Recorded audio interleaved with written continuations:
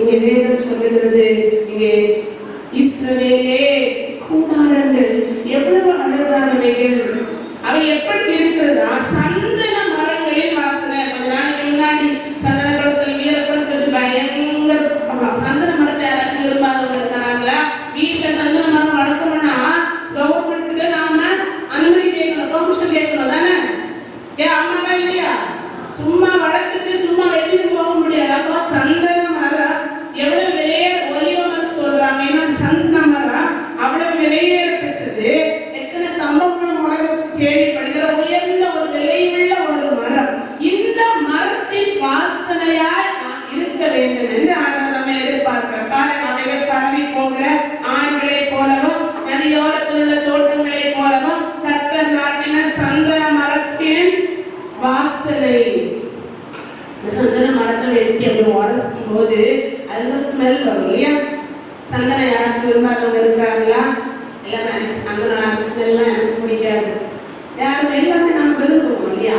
நம்மை அப்படியா வாசனை உள்ளவர்களாக ஆண்டவர் நம்மை நேசிக்கிறார். நீங்க அப்படியா உங்க வாசனையை வெளிப்படுத்தணும். பரவி போகிற ஆறுகளை போல, நதியோரத்தில் இருக்கிற மரங்களை போல வாசனை வீசுகிற சந்தனம். யார் நம்ம விரும்பணும்?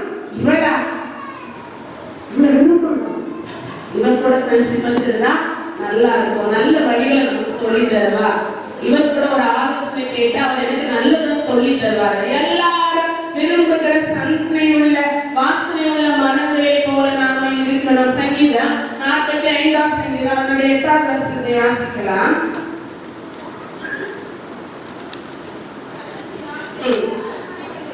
சந்தத்தினால் செய்த அரண்மனையிலிருந்து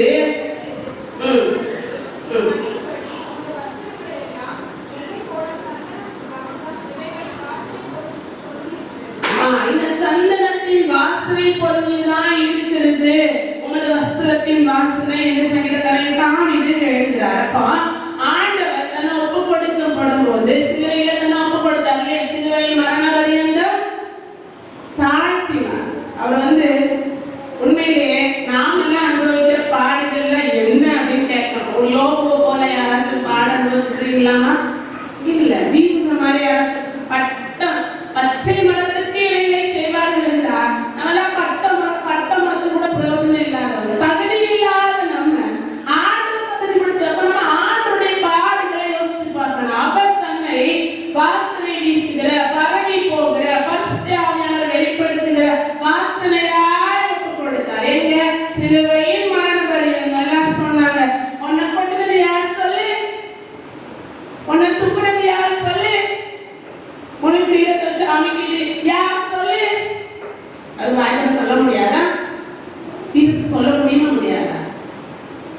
சாத்தானாலே அடிக்கப்படுகிற ஆட்டை போல நம்முடைய வாயை, ஏன் நம்முடைய வாசனையை அவர் வெளிப்படுத்துகிறார். என் உலக ஜனங்களுக்காக என்னுடைய சரீரத்தை நான் ஒப்புக் கொடுக்கிறேன் என்று சிலுவையின் மரண பரியந்த வாசனை வீசுகிற சந்தன மரமாய் தன்னை ஒப்புக் கொடுத்தது போல நீங்களும் நானும் நம்முடைய சரீரங்களை பரிசுத்தமும் விளையற்றதுமான ஜீவியம் செய்யும்படிக்கு இந்த காலங்களில் கிறிஸ்துவின் சாட்சிகளாய் ஒப்புக் கொடுக்கணும்.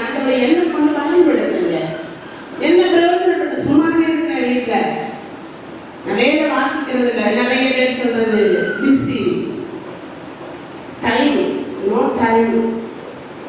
24 ஹவர்ஸ்ல வேதம் வாசிக்க ஒரு 10 நிமிஷம் ஜெபம் பண்ண நோ டைம். அங்கேயும் சொல்லுவாரு நோ டைம். நீ ஒன்னு யாருமே தெரியாதுன்னு வேதத்தை எடுத்து திறந்து வாசிக்கணும். என்ன பயன்படுத்துங்க. இந்த உலகத்துல எதுக்காக என்ன கொண்டு வந்தீங்க? நான் அடிக்கடி கேட்கிற கேள்வி, ஏன் நம்ம ஒரு சிங்கமாவோ, ஒரு புலியாவோ, ஒரு நரியாவோ, ஒரு நாயாவோ, ஒரு காக்காவோ அந்த படைக்கல? ஏன் மனுஷன் படைச்சார்?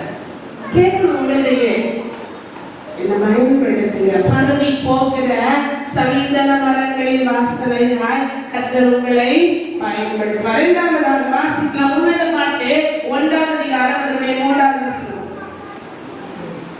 எப்படி ஆண்டவர் உங்களை பயன்படுத்துவார்? உன்னத பாட்டு 1:3.